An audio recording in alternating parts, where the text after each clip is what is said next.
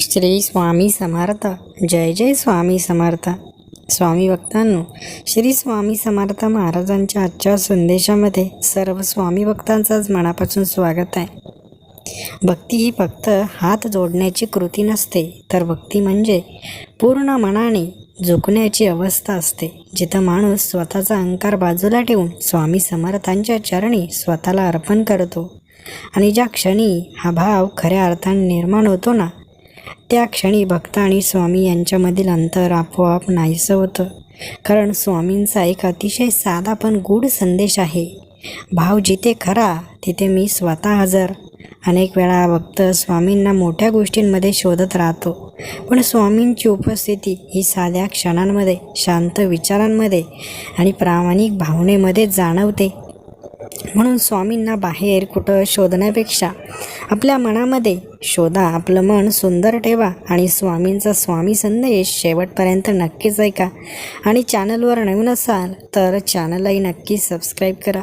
स्वामी भक्तांनो, स्वामी महाराजांच्या आजच्या या संदेशामुळे तुमच्या जीवनातील दुःखांचा नाश होईल. तुम्हाला आयुष्यामध्ये जे काही मिळवायचं आहे त्यासाठी तुम्हाला प्रेरणा मिळेल आणि हळूहळू तुमचं जीवन सुरळीत होईल. म्हणून स्वामी भक्तांनो, स्वामी महाराजांना नमस्कार करा आणि कमेंट बॉक्समध्ये श्री स्वामी समर्थ नक्कीच टाईप करा. स्वामी भक्तांनो, स्वामी समर्थ नेहमी भक्तांच्या सोबत असतात. जोपर्यंत भक्त स्वामींना विसरत नाही ना, तोपर्यंत भक्ताच्या जीवनामध्ये काही वाईट घडत नाही. म्हणून आयुष्यामध्ये कधीच स्वामींना विसरायचं नाही, कारण आपल्या जीवनामध्ये सर्व काही चांगलंच घडणार आहे. स्वामी भक्तांनो, जरी तुम्ही स्वामींना विसरला तरी स्वामी तुम्हाला विसरणार नाही, हे लक्षात ठेवा. म्हणून जीवनामध्ये कधीही स्वामींना विसरू नका. स्वामी भक्तांनो, स्वामी महाराज जेव्हा भक्तांच्या आयुष्यामध्ये भक्तांना काहीतरी देतात, तेव्हा त्या गोष्टीमागे काही ना काही रहस्य दडलेलं असतं. म्हणून जीवनामध्ये आपल्याला जे काही मिळतं आहे त्याचा स्वीकार मात्र नक्कीच करा.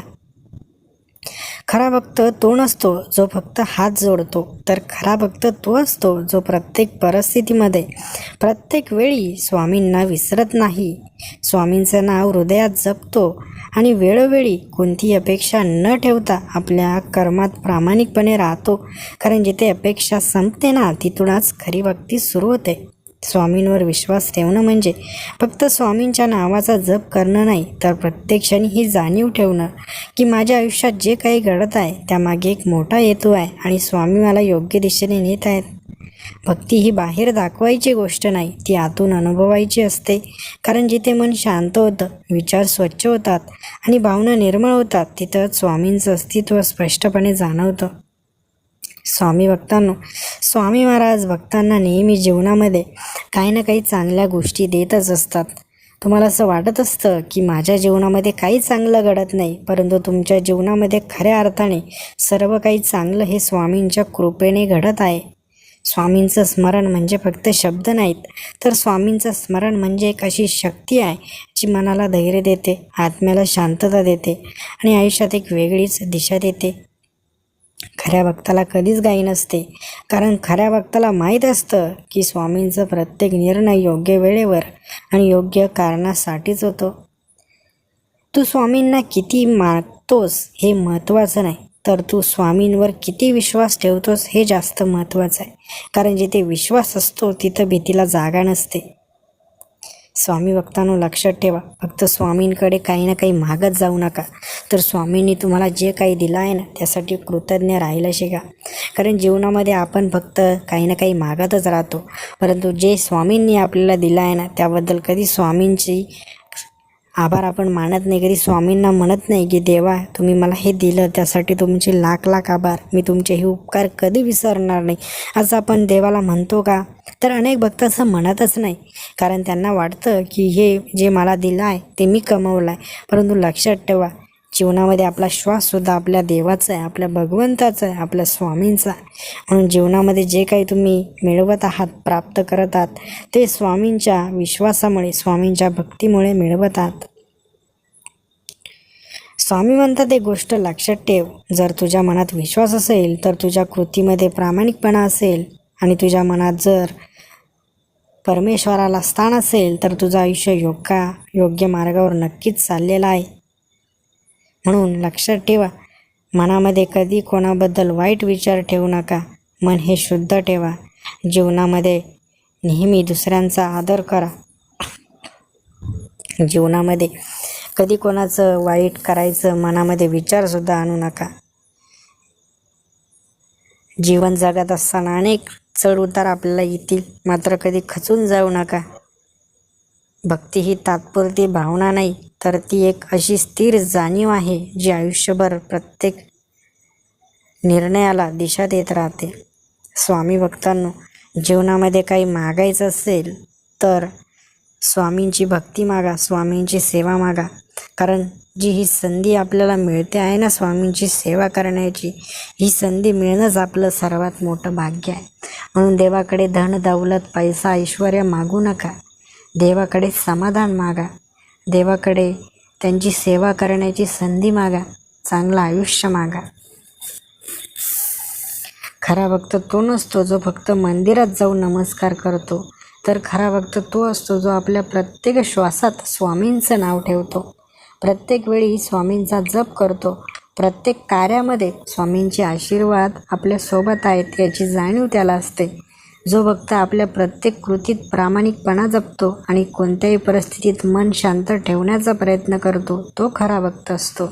कारण जिथे मन स्थिर असतं तिथं स्वामींचं खरं अस्तित्व असतं आणि तिथूनच आयुष्याला एक वेगळी दिशा मिळायला लागते. स्वामींवर विश्वास जो ठेवतो ना, त्याच्या जीवनामध्ये कधी काही वाईट होत नाही. म्हणून स्वामींवर नेहमी विश्वास ठेवायला हवा. विश्वास आणि श्रद्धा हीच तुमचं खरं सर्वात मोठं अस्त्र शस्त्र आहे. म्हणून विश्वास, खरी भक्ती आणि श्रद्धा हे ज्याच्या नशिबात आहे त्याच्या नशिबात नेहमी चांगलंच होणार आहे.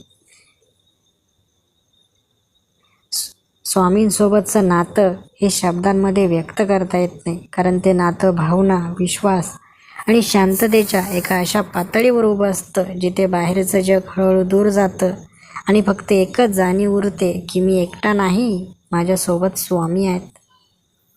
कधीकधी भक्त काही बोलत नाही, काही मागत नाही, फक्त शांत बसून स्वामींचं नाव घेत राहतो आणि त्या शांततेत एक वेगळीच ऊर्जा अनुभवायला लागते, जी भक्ताला शब्दांशिवाय समजावते की स्वामी भक्ताच्या प्रत्येक कार्यामध्ये त्याच्यासोबत आहेत, भक्ताच्या पाठीशी आहे. आणि भक्तालासुद्धा याची जाणीव होते की मी एकटा नाही, माझ्यासोबत स्वामी आहेत. भक्तीची खरी ओळख ही बाहेरच्या कुठल्याही कृतीमध्ये नसते, तर भक्तीची खरी ओळख त्या क्षणी दिसते जेव्हा भक्त एकटा असतो आणि तरीही भक्ताचं मन स्थिर असतं, कारण त्या स्थिरतेतच स्वामींची उपस्थिती भक्ताला स्पष्टपणे जाणवते. स्वामींचं नाव घेताना भक्ताला मोठा आवाज करण्याची गरज नाही, कारण जेव्हा भक्त नाव मनापासून घेतो ना, तेव्हा त्या स्मरणाची शक्ती 1000 पट जास्त असते आणि ती शक्ती भक्ताच्या अंतर्मनाला स्थिर करून एक वेगळीच शांतता देते. म्हणून स्वामींचं नाव मोठ्याने घेऊ नका, तर श्रद्धेने, आनंदाने घ्या, खऱ्या भावनेने घ्या, विश्वासाने घ्या. मोठ्या आवाजात स्वामींचं नाव घेणं म्हणजे चांगली भक्ती करणं असं अजिबात नाही. फक्त मनातल्या मनात जरी नाव घेतलं तरी चालेल, पण ते भक्तीने, श्रद्धेने घेतलेलं असावं.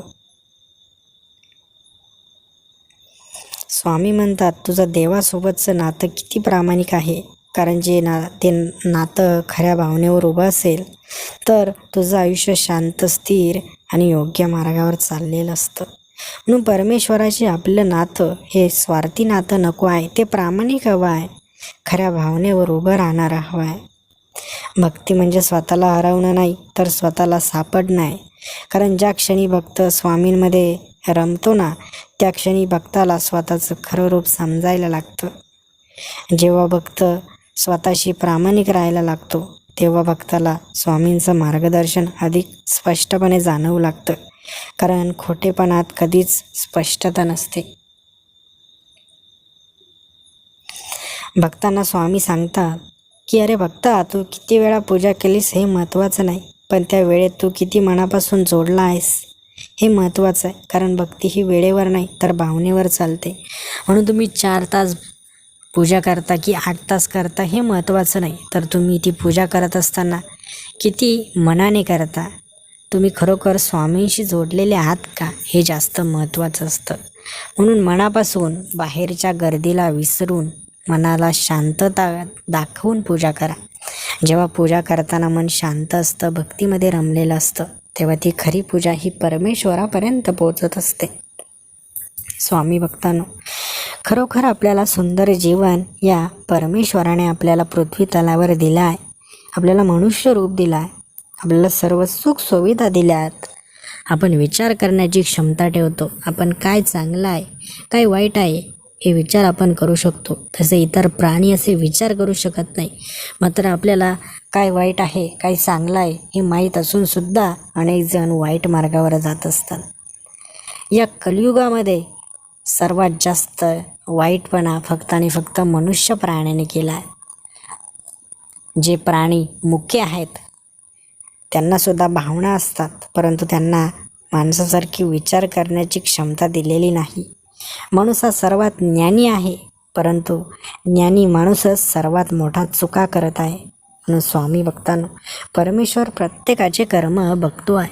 परमेश्वर सर्वांचा हिशोब ठेवतो आहे. ज्याने आज चांगलं कर्म केलं आहे त्याचं आयुष्य नक्कीच चांगल्या प्रकारे व्यतीत होणार आहे. परंतु ज्याने वाईट कर्म केलं आहे, ज्याने इतरांना त्रास दिला आहे, त्याच्या प्रत्येक कर्माचं फळ परमेश्वर त्याला नक्की देणार आहे. म्हणून स्वामी भक्तांनो, अजूनही वेळ गेली नाही. जरी आपल्या हातून इथून मागे काही चुका झाल्या असतील तर होऊ द्या, परंतु आता चुका सुधारण्याची वेळ आली आहे. पुन्हा पुन्हा त्या चुका करू नका. वेळेवर स्वामी सांगतात ते ऐका. भक्ती फक्त करायची म्हणून करू नका, तर पूर्ण मनाने, विश्वासाने, श्रद्धेने भक्ती करा. स्वामी भक्तांनो, जीवन हे अमूल्य आहे, त्याला असंच वाया घालू नका. जीवनामध्ये आनंदाने जगा. आपल्या कुटुंबाशी चांगलं वागा. कधी कोणाला वाईट बोलू नका, शिवीगाळ करू नका. जीवनामध्ये नेहमी सकारात्मक राहण्याचा प्रयत्न करा. जरी तुम्हाला काही चुकीचं वाटलं तर त्या दिशेने जाऊ नका, चांगल्या दिशेने जाण्याचा प्रयत्न करा. जीवनामध्ये थोडं मागं राहिलं तरी चालेल, परंतु कधीही चुकीच्या मार्गावर जाऊन स्वतःची प्रगती साधू नका. इतरांना मागे खेचून स्वतः पुढे जाऊ नका. सर्वांना सोबत घेऊन जीवन जगा. स्वामी भक्तांनो, घरामध्ये जेवढी शांतता ठेवता येईल ना तेवढी शांतता ठेवण्याचा प्रयत्न करा. कारण जिथे शांतता असते तिथंच लक्ष्मी नांदत असते, हे तुम्हाला माहीतच असेल. म्हणून घरामध्ये शांतता ठेवण्याचा प्रयत्न करा. घरामध्ये प्रत्येकजण तुमच्यासारखाच विचार करेल असं नाही. प्रत्येकाची विचार करण्याची पद्धत वेगळी आहे. सर्वांना समजून घेण्याचा प्रयत्न करा.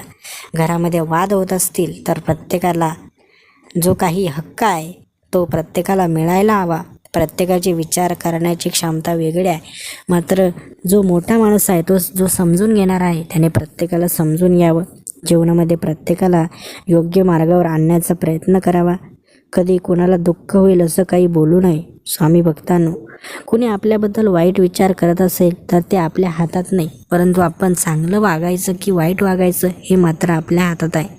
इतरांना आपल्याबद्दल जो विचार करायचा तो करू द्या, मात्र आपण कधी कोणाबद्दल चुकीचा विचार करू नका.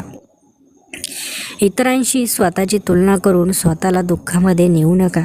कारण स्वामी भक्तांनो, प्रत्येकाची वेळ वेगळी आहे, प्रत्येकाचं ध्येय वेगळं आहे, प्रत्येकाचं कर्म वेगळं आहे.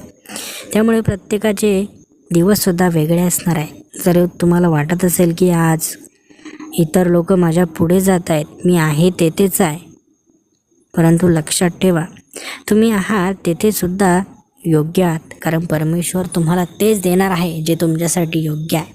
म्हणून स्वामी भक्तांनो, कधीही आपल्या स्वतःची तुलना इतरांशी करून आपलं जीवन दुःखामध्ये ढकलू नका. स्वामी भक्तांनो, आपल्याला विचार करण्याची क्षमता परमेश्वराने दिली आहे, म्हणून आपण चांगला विचार करा. जीवनामध्ये जेव्हा विचार चांगले असतात, संगत चांगली असते, बोलणं चालणं चांगलं असतं, तेव्हा सर्व काही चांगलंच घडत असतं. परंतु जेव्हा आपण वाईट लोकांच्या संगतीमध्ये जातो, आपलं बोलणं वाईट असतं, आपलं कर्म वाईट असतं, तेव्हा आपण वाईट मार्गावर हळूहळू नकळतपणे जात असतो. म्हणून शून्यापासून सुरुवात करता. छोट्या छोट्या वाईट गोष्टी आहेत त्यांच्यापासून दूर राहण्याचा प्रयत्न करा. वाईट गोष्टी जीवनामध्ये करूच नका, कारण वाईट गोष्टी केल्याने कोणाचं चांगलं झालेलं नाही. त्यामुळे वाईट गोष्टी करणं टाळा. स्वामी भक्तांनो, जे परमेश्वराने दिलं आहे त्यामध्ये जेवढं समाधान मानता येईल तेवढं समाधान माना. नवीन गोष्टीसाठी प्रयत्न नक्कीच करा, परंतु आपल्याकडे जे आहे त्याचा योग्य सन्मान राखा, त्याची योग्य किंमत ठेवा. कारण जे आपल्याला परमेश्वराने दिलं आहे त्याची किंमत जर आपण ठेवली तरच आपल्याला नवीन गोष्टी मिळतील. आहे त्याचीच किंमत नसेल तर नवीन गोष्टीसुद्धा देऊन परमेश्वर काय करणार आहे. स्वामी भक्तांनो, जे काय आहे त्याचा मान राखा. आजचा हा स्वामी संदेश आवडला असेल तर व्हिडिओला एक लाईक नक्की करा आणि चॅनलला जर अजूनही सबस्क्राईब केलं नसेल तर चॅनललाही नक्की सबस्क्राईब करा. श्री स्वामी समर्थ. धन्यवाद.